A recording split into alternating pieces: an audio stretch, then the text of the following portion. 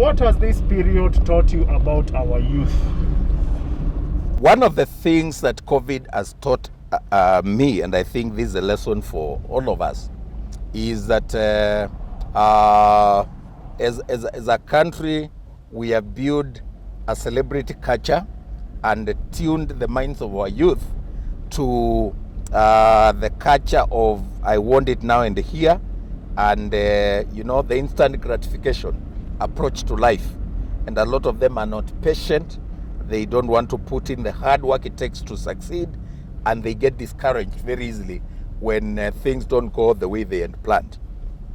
What COVID has taught us, and you can see it in the levels of depression, the pregnancies, the hopelessness, the lack of hope for among our youth, and this is a worst weapon. By the way, the worst part about Corona is not the disease; it is that kind of environment that it creates: fear, hopelessness, and the lack of certainty about tomorrow.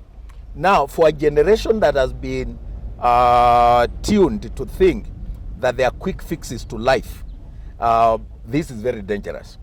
And it's not just, we're not just talking about children, we're talking about the youth in general and the Y generation. The X, it is X and Y. Yeah? This one is called what? This current one. I think it has gone beyond Y, I don't know what we'll call it. But it's the Z generation. The Z generation is the instant gratification generation. They're the guys who want it now and here. And because we never socialize them to hard work, to perseverance, to resilience, a lot of them give up very easily. What COVID has taught us is that now we must go back to the basics. We must find in us the human nature, the humanness of spirit that brought me up in a village where we didn't have anything, in abject poverty, but I became a CEO. And I have pursued education up to PhD level. I am a testimony that if you teach children to persevere and to work hard and give them the lessons they require, the education of hard knocks that teaches them to know that even when it looks very dark and hopeless, there is, if you look at it and you analyze, there is somewhere, there is a light at the end of the tunnel, and that people can keep hoping. And that's why I like content that inspires. What I've realized also is that we are even in the creative sector, a lot of the content that we consume is just not giving hope. At a time like this is when we needed inspiration, patriotism, obedience to the rule of law. But we have been taught just hype and vanity. And a lot of people now are not getting things that can keep them in the current situation of joblessness, of lack of money. They can't make ends meet, and everybody is hustling, everybody is struggling. You can take right. So I have realized that we have been sitting on a time bomb. We have been exposed very badly by COVID. Our mannerlessness has been exposed, our poor attitudes, and you can see it on social media. A lot of guys spending their time on things that don't add value, while in civilized countries and in countries where discipline has been instilled and moral responsibility, people look at a challenge and they say, what can we make out of this challenge? How do we navigate this? And these are the lessons that we are learning. But we need to change the way we do things, and that we need to find new ways of doing business. Right now, you can see because of COVID, we don't have social gathering. The creative economy has been badly hit because now there are no gigs. People cannot go and perform in clubs and in social gatherings. Now you've got to be innovative, otherwise life is going to be very hard. What I've seen is the level of hopelessness, which I feared, and all along I kept saying, let's create content. Remember when America was going through the Great Depression, what Roosevelt did, appearing on radio every morning, and that soothing voice going across America, and what the president was telling the people is that America we have nothing to fear but fear itself.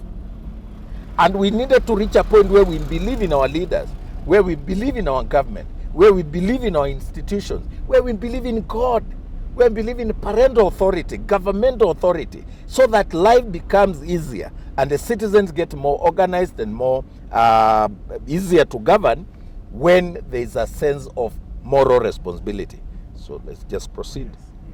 So that sense of that lack of moral responsibility is a major challenge now, and I'm hoping that out of COVID we can re-engineer our thinking and become better and more responsible citizens. What role is Kenya Films Classification Board playing in terms of what you are talking about, different content? What are you, especially in this period?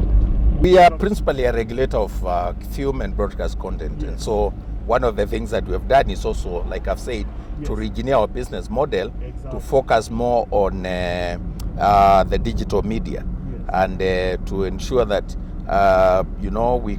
we can focus on the kind of like now you can see during the e-lessons, the e-learning, yes. Pornography is hackers and bad people. Yes. We are now discovering the dark side of the internet, and our children are getting these attacks and this harmful exposure.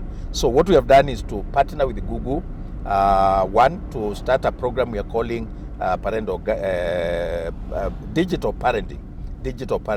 We are the only organization in Africa, other than another NGO in Nigeria, that have been given that responsibility. So we are working with Google to promote what we are calling digital parenting, which is to get parents to get more involved with their children in the digital space, so that they can be able to see, and children can feel free to talk to their parents about the experiences, particularly now that there's more attack, because there are more eyeballs on the screens, because children, as a matter of necessity, are using gadgets for their learning, and they have more exposure because they have more time and they don't have more opportunities for socialization. They're at home and they don't have friends to play with, and so on and so forth. So we can go up. So one, working with Google, we're introducing that, but we're also flagging a lot of content. So we have heightened our vigilance. We are more vigilant on the digital space, on what our kids are consuming. We are raising more awareness. We are working with Communications Authority of Kenya also to ensure that we flag bad content on the TV and ensure that we protect children from exposure to harmful content. We are working with the DCI to ensure that we nab pedophiles and remove child pornography and material that could be harmful to our children. That's number one. But we are now also trying to create content that is appropriate for our children, because we are saying if you tell them don't watch this, then what is the alternative? So we are doing counter narratives, creating alternative content, and ensuring that we get more people to create clean content. I think this is what you are doing, George, that people can listen to stories of inspiration and hope. That's how societies overcome their challenges. And so we are hoping that out of this crisis, this coronavirus crisis and this COVID-19, we can get more people to create positive content, clean content, and get our artists to focus on what really matters. We have been used to so much to hype and hoopla, just content that is about exciting the body, and not much intelligence, not much inspiration, not much giving hope to society. I think now this is needed, and I think artists will realize that money is in content that is inspiring and content that educates, that informs, that entertains, but within a moral perspective. So what we are doing now is to support efforts towards creating clean content, efforts towards being more vigilant, coordination and networking with the parents, religious institutions, and the other regulatory agencies to ensure that we keep our children safe, we create safe environment, safe spaces for our children, and that we protect our children from exposure to harmful content, but also ensure that we create content that promotes our culture, our values, and national aspirations.